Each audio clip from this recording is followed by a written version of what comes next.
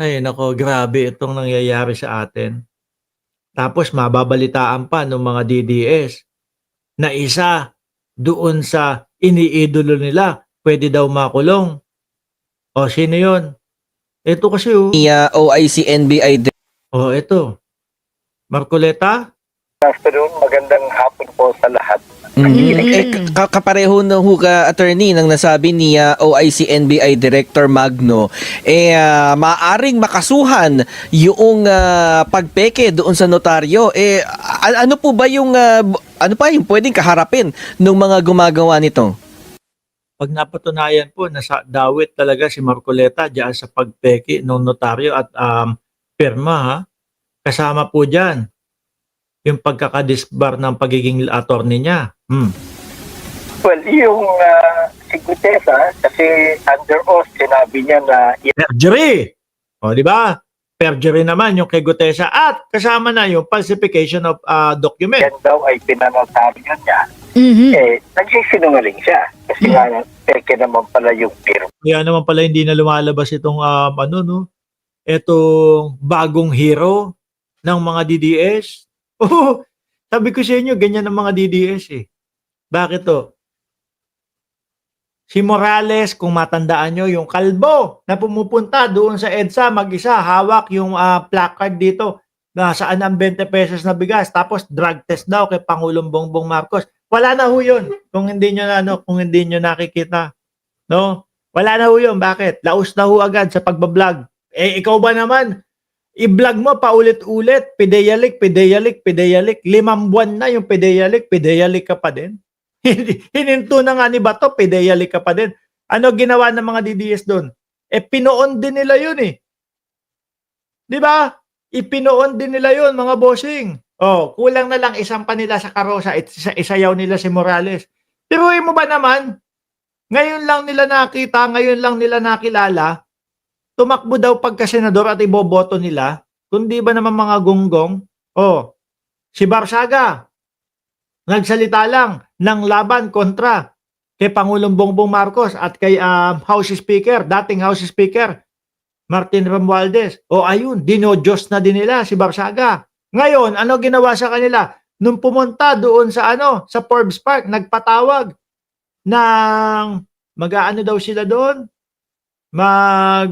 Susugod, papasok. Di ba?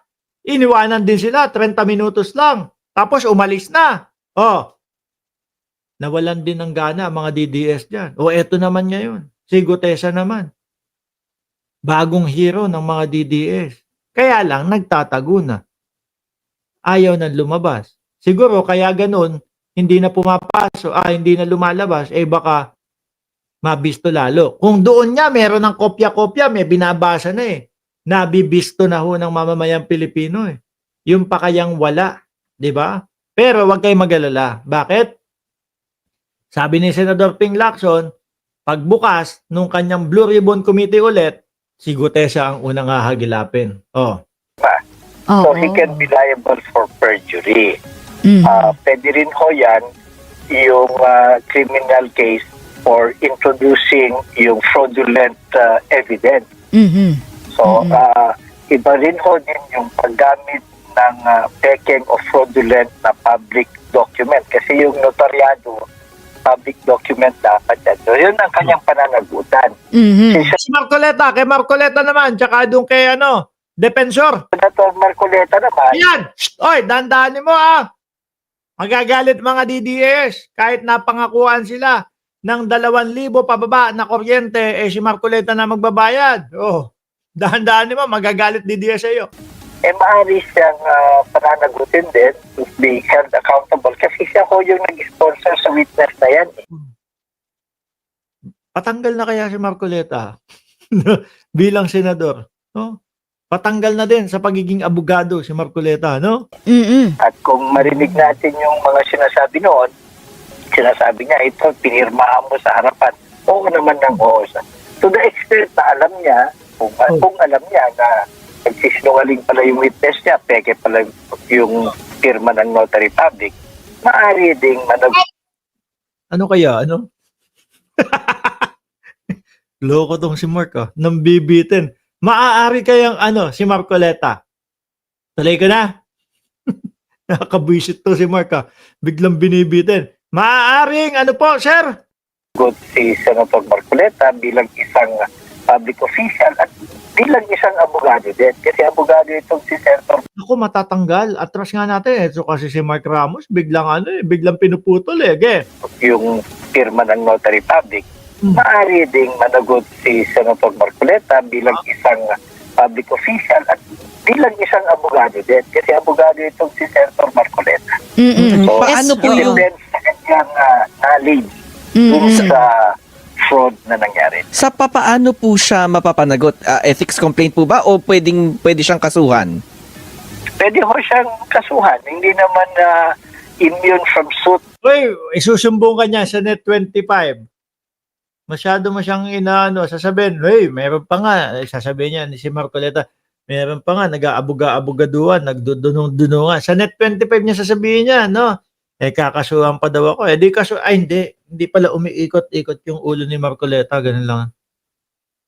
Tapos hindi gumagalaw yung ulo, no? Kasi pag gumalaw yung ulo, baka ma-dislocate to, mga kababayan. Ang mga senador. Pangalawa, bilang isang abogado, kung alam niya na merong depekto yung pagkanotaryo, hindi dapat niya yun pinesenta. So, it really depends kung to what extent ang kanyang kaalaman.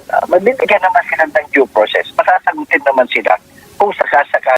So, ang hinala ng mamamayang Pilipino at ni Mark Ramos. Kaya ayaw ng palitawin si Gutesa dahil baka magkandaletse-letse lalo. Di ba? Baka magkaloko-loko lalo. Kung yun nga nung humarap na, may script pa. May babasahin na lang. Mali-mali pa. Kulang-kulang pa. Kailangan pang ipaalala nung nagsulat, sorry, baka magalit si Marcoleta. Kailangan pang ipaalala ni Marcoleta, wag mong madaliin kasi nalalagpasan mo yung number 20 or etc. Di ba? Yung pa lang meron ng script. Paano pa kaya kapag wala na? Kapag kayong talagang ginigisa na, inaalam na lahat. Kanino? Sino ang sumulat ng affidavit mo na yan? Tapos nabanggit, yung po nga nagpapunta po sa akin dito, yari na. Eto mga bossing, tingin ko, ililigtas na ito ang kanyang sarili. Di ba?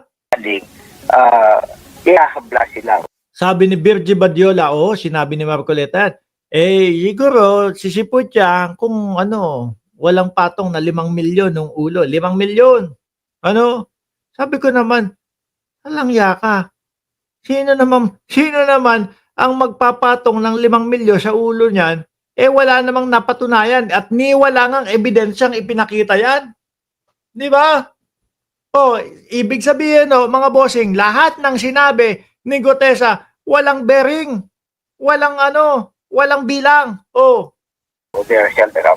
So, ibig din bang sabihin, Attorney Cayosa, na meron na ring questionable na rin, no? Yung kanyang salaysay, kumbaga yung credibility nitong kanyang pahayag dahil nga dito sa sinasabing baka peke nga signature sa kanyang affidavit. Well, hindi na ho baka peke. Peke na kasi Peke, oo. inimbestigahan ako Peke na talaga. ng RTC. Pwede na ho mismo yan.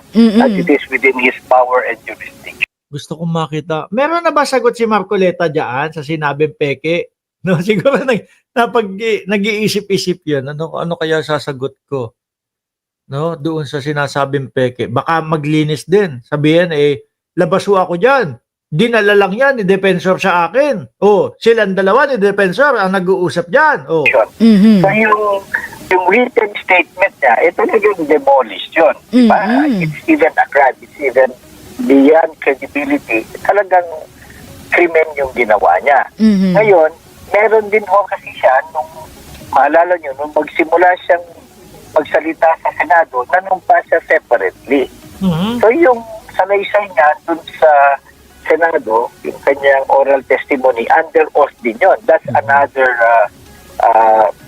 piece of evidence. So, Iba na naman 'yon. of course, it will still be valid kasi under oath naman, pero maaaring maapektuhan ditong fraudulent na pagkanotaryo ng similar statement niya. So, Ayan. Alam niyo ho kasi yung notaryo, mga kababayan, ipapaliwanag ko doon sa kung paano yung mukha ni Marcoleta kapag ka nagpapaliwanag at nagsasalita. Yung notaryo ho, mga bossing, kumbaga andali lang pong gayahin yan eh. Pumunta lang, putik na yan, sakit pala sa ulo, no? Lagi nakaganon yung mata, yung nanlilisik. Masakit pala sa ulo, nakaka-stress. Yung notaryo ho, sabi ko nga ho sa inyo, yung isang perasong papel na kung meron silang napagnotaryohan na ganun, hindi na ginagamit ng papel na to, wala na to. Sige, dali mo doon sa rekto. Nako, kopyang-kopya ho nila yan. Kayang-kaya ho nila yan. Di ba maluseron? Ibabakat lang ho yung notaryo na yan, ilalagay doon sa goma. Tapos uukitin nila yung goma. Wala. Kayang-kaya yan. Maaaring ma-infect. It does not invalidate yung kanyang statement under oath sa Senado. Pero yung credibility, kaya nga nakita nyo, nabanggit nyo, maaaring mag-suffer. So sino po yung sino po yung kasi if I'm not mistaken yung naging pagpapasya ng Manila RTC Branch 18 ay Falsified, peke. Hindi totoo. tinatanong niya yung DOJ kung ano ba kakasuhan ba to itong si Gutesa. So Dapat lang. Palalampasin mo ba yon? nasa DOJ po yung pagpapasya kung kakasuhan itong si Gutesa. Well, pwedeng DOJ, pwedeng Supreme Court kasi pwedeng sa abogado, halimbawa si Senator Marcoleta, pwedeng Supreme Court, pwedeng IBP, pwedeng DOJ. Yung Dami palang pwedeng magkaso sa kanya, no? Kaya ngayon nagtatago na, hindi na malaman kung nasaan. yung pag-introduce ng fraudulent na notarized document, revised penal code yan. So, Department of Justice, mga piskalya ang may hawak yan. So yun pala yung aabangan natin sa mga darating na araw kung ano yung susunod na magiging hakbang ng DOJ matapos nga yung desisyon ng Manila RTC. Teka lang. Wait lang. Kasi nga nagsilabasan na yung mga salin. Ng mga Naglabas na ba si Marcoleta? Wala pa. Tingin ko yung kay Marcoleta lagpas 120 million. Lagpas, no? Tingin ko lang ho, mga kababayan, no? Tuloy. senador natin. Kasi may mga nagsasabi na, teka lang naman, totoo ba to? Parang ang liit. Parang kung titignan daw yung lifestyle nitong ilan. Ako si Chis Escudero na yan. Anyway ho, mga boss, chipa mo sir. Sabi ni Elma Singcuenco, nagrereklamo sa inyo. 1K ang viewer tapos konti lang ang likers. Ganyan ho talaga. Mas madaming nanonood yung DDS. No? Anyway, mga boss, chipa mo sir, ako'y magpapaalam na ho at gabi na din dito.